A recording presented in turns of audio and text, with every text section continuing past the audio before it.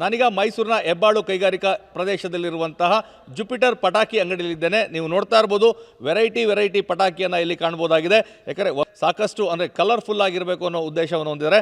ಅದರಲ್ಲೂ ಪ್ರಮುಖವಾಗಿ ಪಟಾಕಿಗಳಲ್ಲಿ ಶಾರ್ಟ್ಸ್ ಏನಿದೆ ಅಂದರೆ ಗಗನಕ್ಕೆ ಚುಂಬಿ ಅಲ್ಲಿ ಬೆಳಕಿನ ಚಿತ್ತಾರವನ್ನು ಮೂಡಿಸುವಂತಹ ಶಾರ್ಟ್ಸ್ಗಳಿಗೆ ಹೆಚ್ಚಿನ ಒಂದು ಡಿಮ್ಯಾಂಡ್ ಇದೆ. ಅಂದರೆ 30 ಶಾರ್ಟ್ಸ್ ಇರ್ಬೋದು, 50 ಶಾರ್ಟ್ಸ್, ಹಾಗೆ 100 ಶಾರ್ಟ್ಸ್, 500 ಶಾರ್ಟ್, 1000 ಶಾರ್ಟ್ಸ್ಗಳವರೆಗೂ ಸಹ ಇಲ್ಲಿ ಲಭ್ಯ ಇರುವಂಥದ್ದು.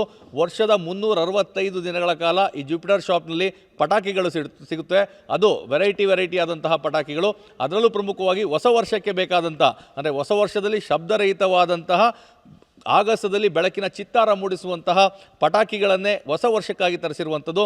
ಹೀಗಾಗಿ ಈ ಒಂದು ಹೊಸ ವರ್ಷ 2026 ಅಂದರೆ 2025ರಲ್ಲಿ ಇದ್ದಂಥ ಎಲ್ಲ ಕಹಿ ನೆನಪುಗಳನ್ನು ಮರೆಸಿ 2026 ಅತ್ಯಂತ ಹರ್ಷದಾಯಕವಾಗಿರಬೇಕು, ಸಾಕಷ್ಟು ಕಲರ್ಫುಲ್ ಆಗಿರಬೇಕು ಅನ್ನೋ ಕಾರಣಕ್ಕಾಗಿ ಕಲರ್ ಆದಂತಹ ಪಟಾಕಿಯನ್ನು ಸಿಡಿಸುವಂಥ ಕೆಲಸವನ್ನು ಸಾಂಸ್ಕೃತಿಕ ನಗರಿ ಮೈಸೂರಿಗರು ಮಾಡ್ತಾ ಇದ್ದಾರೆ. ಹೀಗಾಗಿ ಜುಪಿಟರ್ ಈ ಒಂದು ಪಟಾಕಿ ಶಾಪ್ ಏನಿದೆ ಸಾಕಷ್ಟು ಡಿಮ್ಯಾಂಡ್ ಇರುವಂಥದ್ದು. ಅದರ ಮಾಲೀಕರು ನಮ್ಮ ಜೊತೆಗಿದ್ದಾರೆ.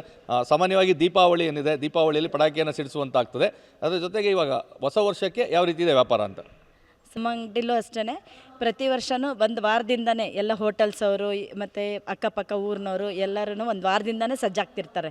ಮೀನ್ಸ್ ಎಲ್ಲರೂ ತೊಗೊಂಡೋಗಿ ಈ ನ್ಯೂ ಇಯರ್ನ ತುಂಬ ಚೆನ್ನಾಗಿ ಆಚರಣೆ ಮಾಡ್ಕೊಳ್ತಾರೆ ಸರ್.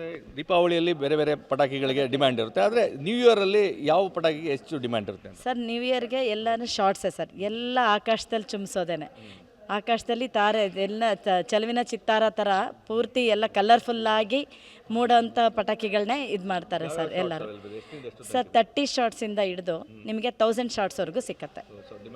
ಡಿಮ್ಯಾಂಡ್ ಇದೆ ಸರ್, ಡಿಮ್ಯಾಂಡ್ ಇದೆ. ಸೊ ಶಾರ್ಟ್ಸ್ ತಗೊಂಡಿದ್ದೀವಿ, ಇದು ಅಂತ ಸ್ಪಾರ್ಕ್ಲಿಂಗ್ಸ್ ತಗೊಂಡಿದ್ದೀನಿ, ಮತ್ತು ಈಗ ಹೂಚೆಟ್ಟಿ ನೋಡಬೇಕು, ಬೇರೆದೇನಾದ್ರು ತಗೋಬೇಕು. ಕಲರ್ಫುಲ್ ಆಗಿರುತ್ತೆ. ಕಲರ್ಫುಲ್ ಅದೇ ಸರ್. ಹೇಳಿ ಸರ್, ತಾವೇನೇನು ತೆಗೆದುಕೊಂಡ್ರಿ, ಹೇಗಿರುತ್ತೆ ಹೊಸ ವರ್ಷದ ಆಚರಣೆ? ಸೊ ನಮಗೆ ಹೇಗೆ ಈ ಥರ ಹಬ್ಬಗಳಿದೆ ಅದೇ ರೀತಿಯಲ್ಲಿ ನಮಗೆ ಅದಕ್ಕಿಂತಲೂ ವಿಶೇಷವಾಗಿರುತ್ತೆ ನಮಗೆ ಹೊಸ ವರ್ಷ. ಸೊ ಹೀಗಾಗಿ ನಾವು ಪ್ರತಿ ವರ್ಷ ಕುಟುಂಬ ಸಮೇತವಾಗಿ ಬಂಧುಗಳು, ಸ್ನೇಹಿತರು ಎಲ್ಲರೂ ಕೂಡ ನಾವು ಮೈಸೂರಲ್ಲಿ ಈ ಹಬ್ಬದ ಒಂದು ಗುರುತಾಗಿ ಪಟಾಕಿಗಳು ನೋಡ್ತಾ, ಸಂಭ್ರಮಿಸ್ತಾ, ಕೇಕ್ಗಳನ್ನ ಕಟ್ ಮಾಡ್ತಾ ನಾವು ನಮ್ಮ ಸಮಯವನ್ನು ಕಳೀತಾ ಇರ್ತೀವಿ. ಇವತ್ತೇ ನಾವು ಈ ಹೆಬ್ಬಾಳಲ್ಲಿರ್ತಕ್ಕಂಥ ಜುಪಿಟರ್ ಅನ್ನುವಂಥ ಈ ಒಂದು ಶಾಪಲ್ಲಿ ಬಂದವು. ಕೆಲವೊಂದು ಪದಾರ್ಥಗಳು ತೊಗೊಂಡು I am not used to, ಅಷ್ಟು ನನಗೆ ಅವುಗಳ ಬಗ್ಗೆ ಗೊತ್ತಿಲ್ಲ, ನನ್ನ ಮಕ್ಕಳಿಗೆ ಗೊತ್ತು. ಅವ್ರು ಹೇಳಿದ್ದನ್ನೆಲ್ಲ ನಾನು ತೊಗೊಂಡಿದ್ದೀನಿ ಕೆಲವೊಂದು. ಬಟ್ ಈ ಮೂಲಕ ನಾನು ಕೂಡ ನಿಮ್ಮೆಲ್ಲರಿಗೂ ಕೂಡ ಹೊಸ ವರ್ಷದ ಆರ್ಥಿಕ ಶುಭಾಶಯಗಳನ್ನ ಬಯಸ್ತೇನೆ.